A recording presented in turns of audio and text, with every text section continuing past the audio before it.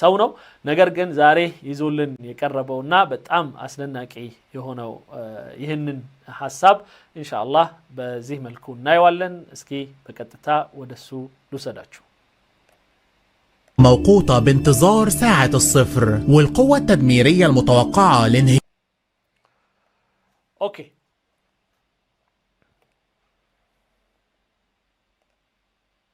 ايه حلها ممكن نحلها مشكلة سد النهضة ስትጀምር ራሱ ገና የዚህ የህዳሴ ግድብ ችግር ايه حلها ممكن نحل ምንድነው መፍትሄው እንግዲህ በጣም በሚገርም ሁኔታ በተለያዩ ጣቢያዎቻቸው እናንተ ጋር አብረን ከጀመርን በዚህ ፕሮግራም ብቻ ወደ 5 አመት እየሆነን ነው በዚህ ላይ በጣም መርጬ ይሄ ነው ይሄ ቢሆን ይሻላል እንደው ብዙ የሚያካትተው ይሄ ነው ምናም ብዬ አንዳንዱ በጣም ይወርድብኝና እንደው ይሄስ ለጆሮ ራሱ መቅረብ የለበትም ብዬ በጣም ተጠቅቄ ከመረጥኩት ውስጥ ነው እንግዲህ ይሄ እስካሁን ድረስ የምታዩት ከዛ ውስጥ እንግዲህ ዛሬ ይህ አሁን የምናየው ነው እስኪ እንስማቸው دي مشكلة المشاكل يعني ይሄ የችግሮች ሁሉ ችግር ነው ይላል ሰውየው ኦኬ أعاني منها شخصيا ና ሙስጠፋ አልፈቂ የሚባሉ ትልቅ ሰው ናቸው ይህ ሰው በተለያየ እንዳልኳችሁ ሌላው ቀርቶ ባለፉት ጊዜ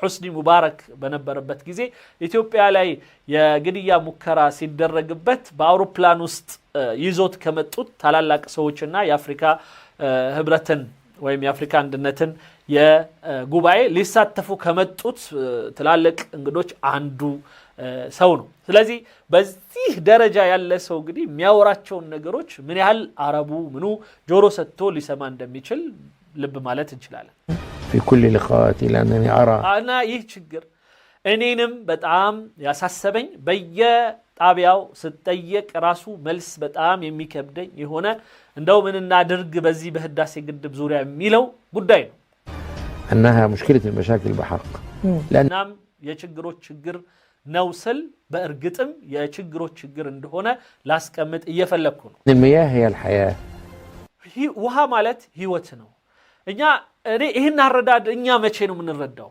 በቁርአኑ ነግሮናል وخلقنا من الماء كل شيء حي ይላል وجعلنا من الماء كل شيء حي ምን ማለት ነው ሁሉን ህይወት ህያው ያረግነው ወይም ሁሉን ነገሮች ህያው ያረግነው በውሃ ነው ይለናል ለውሃ ያለን አመለካከት በተለያዩ ሁኔታዎች አንዳንዴ ይገልጸዋል ሌላው ቀርቶ ቧንቧ ትንሽ ተበላሽቶብን ጠብ የምትለው በጊዜ ብዛት ቢታይ አንዳንዴ በጣም ትልቅ የምናልባት የዋና ገንዳ ምናምን 10 ምናምን የሚሆን የዋና ገንዳ የሚሞላ ይሆናል ይላል በሚያወሩበት ወቅት ያን ጠብታ የተከታተሉ ሰዎች አንዳንድ ጊዜ ህንጻዎች ስንሰራ በአዲስ አበባ ላይ የታዘብኩት በጣም የሚገርም የሆነ የመሰረት ግንባታ በሚል ስም ወደታች የሚቆፈርበት ሁኔታ አለ በሚቆፈርበት ወቅት የሚወጣውን ውሃ ወደ ቱቦ ይለቁታል ወደ ቆሻሻ ይለቁታል ከዛ በኋላ የሚገርመው ሰውየው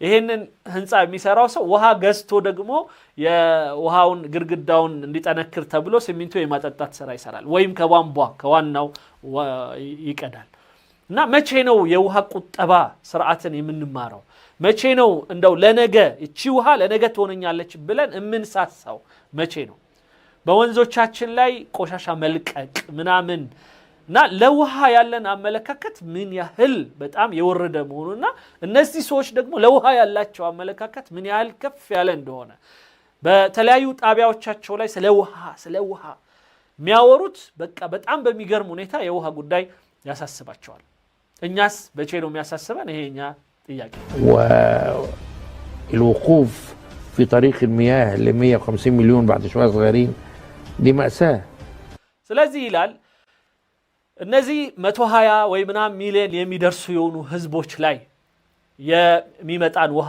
እኛ 120 ሚሊዮን ሆነን ለኛ አይታሰብም ለነሱ ግን 120 ሚሊዮን ያውም ከሱዳን ጋር እንደዚህ ይቀላቀሉ ብዙ ሚሊዮኖች አድርሰው ለኛ አይታሰብልንም እነሱ ብቻ ይሄንን ውሃ ሊጠቀሙ ይከጅላሉ ይሉናል لا يمكن ان تمر مرور الكرام ስለዚህ እንዲህ አይነቱን ነገር እንደቀላል مرور الكرام ማለት በቃ እንደ ቸልታ በቃ ቢያልፍስ ይለፍ ብለን የምንተው ጉዳይ አይደለም ولذلك السيسي تصرف بكثير من العقلانية والصبر. ስለዚህ ይላል በጣም ጉዳዩን በማይበት ወቅት አብዱል ፈታህ አሲሲ የግብፁ መሪ በዚህ ጉዳይ ላይ በጣም በእውቀት በአይምሮ በጣም በጥናትና በጥንቃቄ እና በጣም በትልቅ ትዕግስት እየተጓዘበት እንደሆነ ይሰማኛል ይላል። እና ቀደም ካወራናቸው አኳያዎች የቱኛው ነው ትዕግስት?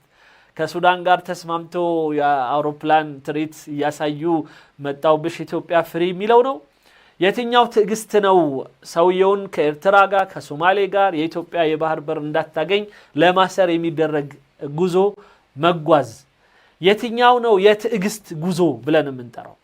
ያንዳንዱ የግብፅ እንቅስቃሴ እስከ ጸጥታ ምክር ቤት መውሰድ፣ ወደ አሜሪካ መጓዝ፣ የተባበሩት መንግስታትን የአውሮፓ ህብረትን ሁሉ ማናጋት፣ የሁሉ ህዝቦች ጉዳዩ ላይ እንዲሳተፉበት ማድረግ የቱ ነው ትዕግስት? የአረብ ሊግ በየጊዜው እየወጣ በኢትዮጵያ ላይ መግለጫ እንዲሰጥ አረቡን ሁሉ እያስተባበሩ የተለያዩ ውሸት መንዛት የቱ ነው ትዕግስት?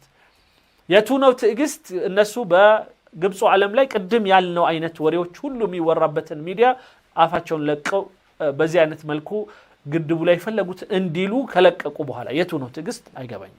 لأن ما كانش أي عمل عسكري يؤدي النتائج إيجابية. ግን ዋናው ነገር እሱ ሰውየው የሚለው የኢትዮጵያ ህዳሴ ግድብ ላይ ወታደራዊ እርምጃ ይሄ ነው ዋና አስከሪ የሚለው ወታደራዊ እርምጃ አለመውሰዱ በጣም ጠቅሞናል። ምክንያቱም ምንም ውጤት የሚያመጣ ወይም ይህን ያህል ከባድ ውጤት የሚያመጣ ነው ብለን የምናስበው ስላልሆነ في المنطقة.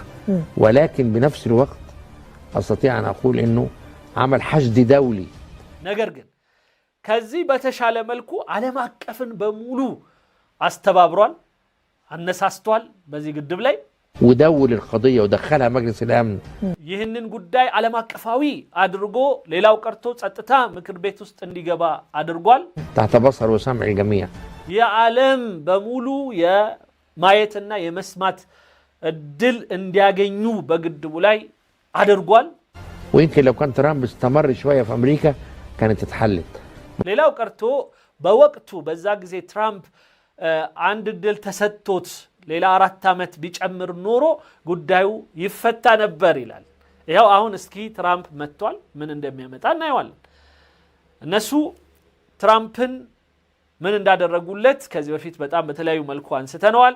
የካምፔን ቦታ በማዘጋጀት ቦታ ከመስጠት ጀምሮ ለካምፔኑ ይረዳው ዘንዳ $10 ሚሊዮን በጉቦ መልክ ከመስጠት ጋራ ሴኔተሮችን ኮንግረስማኖችን የመሳሰሉትን ሁሉ በተለያየ መልኩ ድጎማ በመስጠት ጉዳያቸው በአሜሪካው ኮንግረስ ቦታ እንዲያገኝና በዚህ ጉዳይ ላይ በሚሄዱበት ሂደት የአሜሪካ ድጋፍ ከጎናቸው እንዲሆን በጣም ያልሰሩት ስራ የለም። ይሄንን ማለቱ ነው። ኦኬ معرفش لو رجع هيبقى بنفس القناعات ولا لا. አሁን ተመልሷል። እንግዲህ አሁንም ትራምፕ ይህንን ነገር በዛው በፊት በነበረው እሳቤ ይሄድልን ይሆን ወይስ አይሄድም? እሱ በጣም ያሰጋኛል። ነገር ግን ያ ቢሆን እንግዲህ ትራምፕ ጉዳዩን እንደሚፈታላቸው ግምት ውስጥ አስገብተዋል ማለት ነው። ما تقدريش تضمنيه لأنه مش مضمون.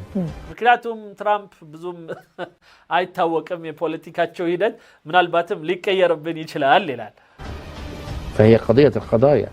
ስለዚህ ጉዳዩ የጉዳዮች ሁሉ ጉዳያችን አድርገን ልንይዘው ይገባል ይላል። ስለዚህ ለኔ ብለህ ስማ፣ ሁላችንም ለራሳችን ስንል መስማት አለብን። በኢትዮጵያ ላይ መሰረታዊ የጋራ ዋና የሚባሉ ጉዳዮችን ለይተን በተለያዩ ምክንያቶች የምንለያይባቸውን ደግሞ የሐሳብ ልዩነቶች ለብቻ አስቀምጠን የምናይበትን መነጽር እነሱም እየሰጡን ነው። እኛ የምናየው ጉዳዩ እንደዚህ ነው ይለናል ማለት ነው። مين بيدعم القضية دي؟ مين بيدعم سد النهضة؟ ግን እስኪ እንደው ባንተ እምነት ይህንን የህዳሴ ግድብን ጉዳይ ተሸክሞ ይሄድ ያለው እያገዘ ያለው እየተባበረ ያለው አገር ማን ነው? دعم في الأول ضدنا. لا دعم. ማን ነው በእኛ ተቃራኒ ይህንን ሀገር ወይም ኢትዮጵያ የምትባለውን ሀገር በህዳሴ ግድብ ጉዳይ በጣም የሚያግዛት ኃይል ማን ነው? ይሄ እንደዚህ አይነት ጥያቄ የሚመነጨው ከምን ይመስላችኋል? ብዙ ጊዜ እነዚህ ኢትዮጵያኖች በራሳቸው የሆነ ነገር ማድረግ አይችሉም። ይሄ የዓለም በሙሉ እይታም ነውና ልናርመው ልናስተካክለው የምንችለው እኛ ብቻ ነን። ኢትዮጵያኖች ሁሌ የሚሳሉት በአንድ ጊዜ በ77 ሚሊዮን በ80ዎቹ የደረሰባቸው ድርቅ በሱ ነው መገለጫቸው ኢትዮጵያኖች መገለጫቸው ሁሌ ሀገራቸውን ጠልተው ከሀገራቸው በተቃራኒ ሁሌ ሀገራቸውን በሚያስጠቁር መልኩ ሰልፍ ሲወጡ ነው የሚያቋቸው ሀገራቸውን ዳውን የሚሉ ሁሉ የሚሰሙበት የሆነ ጆሮ ነው ያላቸው አንዳንዴ ደግሞ በጣም በሚገርም ሁኔታ ሀገራቸውን በጣም ከመጥላታቸው የተነሳ ወይም ሀገር ላይ ምንም ተስፋ ከማጣታቸው የተነሳ የሻርክ ራት ብንሆን ይሻላል ያሳ ራት ብንሆን ይሻላል ብለው በማይሆን በጣም ኢሌጋል በሆነ በጣም በማይመስል በሆነ አካሄድ ሌላው ዓለም ላይ ለመሄድ የሚያደርጉት ጉዞ በቢቢሲ በኤምቢሲ በመሳሰሉት ሲዘገብ ዓለም እያየ ነው ስለዚህ ምን አይነት አገር ምን አይነት እንደው የሰው ልጅ እንደው ትንሽም ደቂቃ ሊቆይበት የማይችል ዓለም እንደሆነ አድርገን ኢትዮጵያን የሳልንላቸው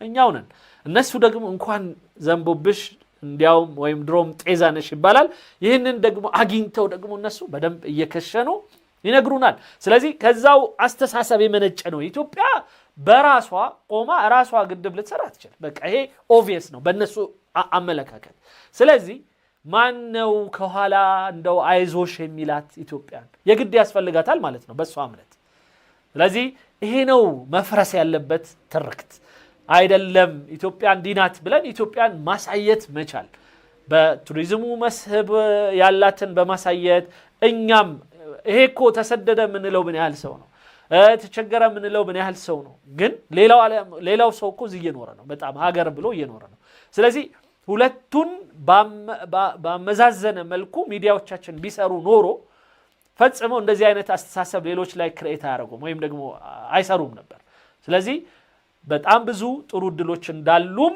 የምናሳይበትን እድሎች በጣም ማስፋት ያለብን ይመስለኛል ከመንግስት ሚዲያ ጀምሮ ማለት ነው عمو ناس كتير جدا دعمته دول عربيه በጣም ብዙ አካሎች አግዘዋል ግን ከሚገርመውና በጣም ዋናው ደግሞ ሌላው ከደገፉት አካሎች የአረብ ሀገሮች ናቸው ዘይ ትለዋለች ማን ጥቀስ ማለት ነው ما اعرفش زي دي زي እቺ ነገር እንኳን ብታልፊኝ ይሻላል ይላል ምክንያቱም የኢማራት ቦታ ያቁታል ምን ያህል ብር ለነሱም እንደሚሰጧቸውና ምን ያህል ብዙ ካምፓኒ ግብጽ ውስጥ ከፍተው እንደሚሰሩ ያውቃሉ ስለዚህ ከኢማራት ጋር መጣላት አይፈልጉም ስለዚህ ስሟን እንዲሁ ዝም ብለው እንደፈለጉ አያነሱም እንደዚህ አይነት በተለይ ቃሎቻቸው ሊያዝ የሚችል እና አገሌ እንዲህ ብሏል እኮ ስለኛ እንዲያለ ብለው ሊከሷቸው የሚችሉ አካሎች ብዙ ጊዜ ይጠነቀቃሉ በግብጽ ዓለም ሳውዲ ናት አንዷ ኢትዮጵያ ላይ የተለያዩ የኢንቨስትመንት ፕሮግራም አላት ብለው የሚያምኑት ህዳሴ ግድብን ራሱ ረዳች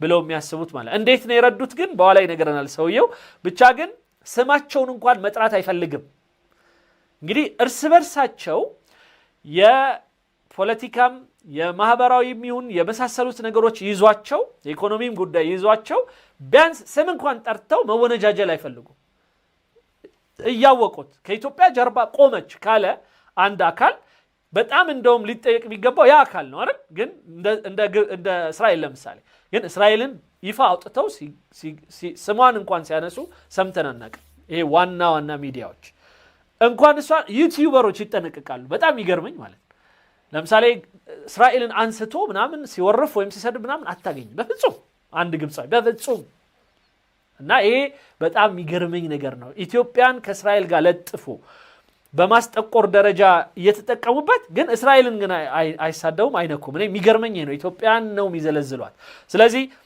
እኛን እንደዚህ የደፈሩን ለምንድን ነው ስንል በደንብ ማየት መቻል አለብን ወደ ኋላ መለስ ብለን ማየት አለብን በጣም ብዙ ጊዜ ቀላል ሆነን በባንዳነት መልኩ ስናገለግል መንግስት በማውረድ ረገድና በግልበጣ ጉዳይ ላይ እነሱ በሚሉን አቅጣጫ ስንሄድ ሌላም በጣም ስላዩ በቀላሉ እንደፈለጉ ሊጫወቱብን ይሞክራሉ لا مش هنقول تتحفظ انك تقول ይሄንን ያው በቃ ልልሽ አልፈልግም ታዩ በቃ ያጁ ዝም ብለሽ እሷም ኦኬ ኖ ኮሜንት ማለትህ ነው ወይም በዚህ ጉዳይ ላይ ሐሳብ አልሰጠም ማለትህ ነው አዎ በቃ በዚህ መልኩ ይታለፋል ማለት ነው ኦኬ انا لا في دول يعني كانت صاحبة مصلحة في انها تزرع مناطق في اثيوبيا ብዙ አገሮች አሉ የአፍሪካ አገሮች የአረብ አገሮች ኢትዮጵያ በእርሻ መልኩ ውሃችንን የሚወስዱ ይላቸዋል። በእርሻ መልኩ ውሃውን አብጡ ማለት አይችሉም ማለት ግን በእርሻ መልኩ ግን ይወስዳሉ። ምንድነው በእርሻ መልኩ ማለት? ውሃው በሚጠጣው እርሻ እንግዲህ እርሻችንን ቆጥረው የአታክልቶቻችን የሚጠጡት ውሃ እንኳን የነሱ ውሃ እንደሆነ አድርገው ነው የሚያስቡት። بدل ما تاخد مياه النيل ما عندهاش نهر ስለዚህ ወንዞች ስለሌላቸው ወንዞችን ከናይል በቀጥታ መውሰድ አይችሉም ማለት። ስለዚህ እንዴት ይወሰዱ? تاخدوا مزروعات በእርሻ መልክ ይወስዱታል። ውሃውን በእርሻ መልክ ይወስዱታል። ومحاصيل العملية የእርሻ ውጤት كلفة شوي. اسرائيل كان ليها ايد في موضوع سد النهضه بالتأكيد እና በዚህ ጉዳይ ላይ እስራኤልስ እጃላት ብለህ ታምናለህ ትለዋለች? بالتأكيد በእርግጥ በደንብ راحت قالت لهم كده بخت في ودنهم قالت لهم مش العرب البترول طلع لهم من تحت الارض እና እየሄዱ እነዚህ እስራኤሎች በጆሮ የሚነግሯቸው ነገር አለ። ኢትዮጵያኖችን አታዩም? አረቦች በመሬት በኩል ቤንዚን ወጥቶላቸው ናፍታ ወጥቶላቸው ይጠቀማሉ። اثروا وملأوا نوادي القمار والكلام بقى اللي طلعوا عليهم ሁሉንም የራሳቸውን ዓለም እንደዚህ በጣም አሳምረውበታል። የተለያዩ ያው ገንዘባቸውን በዶላር የኛን ፔትሮላቸውን በዶላር በምን እየሸጡ የራሳቸውን ሀብት አካብተውበታል። انتوا بقى نزل እናንተ ደግሞ قلت لكم من السماء ይህ ውሃ ከሰማይ መጥቶላችኋል። منحة ايضا ስለዚህ ሀቃችሁ ነው። ይህንን ውሃ መሸጥ አለበት። تباع كما بيع البترول ልክ ፔትሮል እንደሚሸጠው ይህንን ውሃ መሸጥ አለባችሁ እያሉ የሚመክሯቸው እስራኤሎች አሉ። እንግዲህ ኢትዮጵያ አሁንም በራሷ ከራሷ ተነስታ በራሷ ፍላጎት ምንም የምታደርገው ነገር የለም። በእነዚህ ሰዎች እምነት القذافي نفسه روج لهذه الفكرة احيانا. ايوه በነገራችን ላይ አልቀዛፊ ይላል ጋዳፊ ማለት ነው። ቀዛፊ ራሱ ይህንን ጉዳይ በሆነ ጊዜ እንደዚህ ሲያስብ ነበር፣ እንደዚህ ሲያነሳ ነበር። كانش في حد يرحمنا ابدا. خطه محطوطه ስለዚህ ማንም የሚምረን አልነበረም ማለት ነው በአካባቢያችን በሙሉ። لا مصر خطه محطوطه من زمان. مصر ስለዚህ ስታስበው ይሄ ሁሉ ከድሮ ጀምሮ የታቀደልን ሴራ ነው ማለት ነው። مصد شوف بيتعبك في قناة السويس يضرب لك إيراداتها عن طريق الحوثيين. ለምሳሌ እዩ ይላል እኛ እየደረሰብን ያለው ችግር በስዊስ ካናል በኩል የምናገኘውን የተለያየ ገቢ ለማሳጣት ሁቲዎች የሚሰሩትን ስራ ሁቲዎቹ በጣም የተለያዩ መርከቦችን እየበቱ ይሄው ገቢያችንን አደረቁት። سد النهضة عن طريق المياه في الجنوب. የደቡቡ ደግሞ የውሃ ምንጫችን የሆነው ናይልን ደግሞ በህዳሴ ግድብ ሲያጥሩት يولع لك الجبهة السودانية. ሌላው በሱዳን በኩል ደግሞ እዛ ጦርነት ፈጥረው ደግሞ በድንበራችን ላይ ችግር انت المستهدف في النهاية. ይሄ ደግሞ ዋናው ዓላማው እኛ ነን ይላል። ግብጾች ነው ምናልባት ጦርነቱን ራሱ ያስነሱት ራሳቸው ሊሆኑ ይችላሉ፣ ግን አሁንም ያለቅሳሉ ራሳቸው መተው የሚያለቅሰው አይነት ማለት ነው። እና ሱዳን ላይ የተከሰተውንም ነገር ልክ እነሱ ላይ የተሰራ ደባ አድርጎ ማቅረብ። لأن الخلاقل في السودان بتدفع ثمنها أنت. ምክንያቱም ሱዳን ውስጥ ቢፈጠረው ክራይሲስ ወይም ችግር ዋጋውን የምንከፍለው እኛ ነንና ይለናል። مهاجرين يا إما اضطرابات. በጣም ብዙ ስደተኞች እኛ ጋር ነው እየመጡ ያሉት። የተለያየ ደግሞ ድንበር ላይ የሚከሰተው መንጋጋት ወይም መንገጫገጭ እኛ ላይ ነው የሚያመጣው ጣጣው። يا إما عدم وجود حليف معاك أيوة. في موضوع سد. ሌላው በህዳሴ ግድብ ዙሪያ እንደው አንድ እንኳን ወዳጅ ከኛ ጋር አብሮ የሚሄድ እንዳናገኝ ሱዳንንም አሳጡን ማለት ነው። نهضة خلاص. سينا جبهة مضطربة. ሌላው ሲና ላይ ያው ሲና በረሃው ወይም ዳር ድንበራችን ከእስራኤል ጋር በተያያዘ ይኸው እየታመሰ ነው بسبب الحدود مع إسرائيل. ከእስራኤል ጋር በተያያዘ ያለው ድንበራችን ومع حماس ومع جماعات أخرى. ሐማስ ሌሎችም እነዚህ የአክራሪ ቡድኖች የሚሰሩት ነገር ደግሞ እኛ ላይ ተቃጣ ነው ይላል። إرهابية بتتواجد. እነዚህ በሙሉ ጽንፈኞች ይላቸዋል። በሙሉ እነዚህ ጽንፈኞች ሁሉ የሚሰሩትም ነገር እኛ ላይ ነው። في هذه المنطقة كل ክልል ላይ دول بيسمعوا حاجة واحدة بس. ما هي هذه الحاجة؟ أن هناك قلقا يسيطر على الجميع من مصر. እነሱ ሁሉም የሚያስቡትና እንትን የሚሉት በቃ ከግብጽ በኩል የሆነ አደጋ ሊፈጠርብን ይችላል ስለዚህ ያንን ኮንትሮል ለማድረግ መንቀሳቀስ አለብን ብለው ነው የሚያምኑት በሊቢያ ወላሂ لك عند اللزوم አንዳንዴ ሲያስፈልግ በሊቢያ በኩልም የተወሰነ ነገር ያስነሱብናል شرق المتوسط والغاز بيلعب لك فيه انا ساعات بحس وبكى አንዳንዴ በምስራቅ በኩል ከእስራኤል ጋር በተያዘ ከጋዝ ጋር በተያዘ ይጨቃጨቁናል አንዳንድ ነገር ይሰሩብናል هي الفكره دي قوي كأن هناك مؤامرة تحاك تيجي حول مصر ስለዚህ የሚታየኝ እኔ ሳስበው በየአካባቢው ላይ ግብጽ ላይ የተቃጣ አደገኛ የሆነ ሸር አለ ولو ان الفكر التآمري خطير والاستسلام له يضيع الدنيا ምንም እንኳን ለዚህ አይነቱ ጉዳይ እጅ መስጠት ዱንያን በሙሉ የሚያጠፋ ቢሆንም ማለት በቃ ልክ የነሱ ቸገር ዓለም በሙሉ እንደሚቸገርበት ነው የሚያዩትና እና ቢሆንም እና እጅ ባንሰጥም ويخليك تتصوري انه خلاص التصدي ليك خلاص ነገር ግን የግድ ይሄ ጉዳይ መታወቅ መጠናትና ለዚህ ችግሮች መፍትሄ ሁሌ መሻት አለበት اعتقد اللي بيحصل في غزة ده المقصود بيه مصر ለመሆኑ በጋዛ ወይም ጋዛ ውስጥ የሚፈጠረው ነገር አላማው ግብጽ ነው ብለህ ታምናለህ ማለት ፍልስጤሞችን እየደበደቧቸው ፍልስጤሞችን እንደዛ ያያረጓቸው ግን አላማው ግብጽ ነው ትላለህ ወይ ግብጽ ምንም ያልሆነችው ሀገር ማለት ነው قد يكون الى حد كبير አዎ በጣም በብዛት ሊሆን ይችላል ብዬ አምናለሁ አስቡት እንግዲህ من ضمن اهدافه بصي هريح ይሄ አንዱ አላማቸው مصر هي الجائزة الكبرى من يحوز مصر ويسيطر عليها يسيطر على المنطقة ግብጽ ማለት ትልቁ ሽልማት ናት በዚህ አካባቢ ላይ ግብጽን የያዘ ግብጽን የተቆጣጠረ ግብጽን ያሸነፈ ኃይል አካባቢውን በሙሉ አሸንፏል አካባቢውን ተቆጣጥሯል ይሄ ነው እምነቱ الانجليز من القرن ال18 قالوا اذا عطست مصر እንግሊዞች ድሮ በ18 እንግዲህ በ18ኛው እንትን ሴንቸሪ ጊዜ ከተናገሩት ነገር ውስጥ አንዱ ግብጽ ሲያስነጥሳት فإن الشرق الأوسط قد أصيب بالإنفلونزا يا مكاكلنياو مسراق إنفلونزا انديازو እርግጠኛ ሁኑ ይላሉ ራሳቸውን እንዴት አድርገው እንግሊዞች መጀመሪያ የራሳቸው ቦታም ስለነበር ነሱ ይዘዋቸው ስለነበር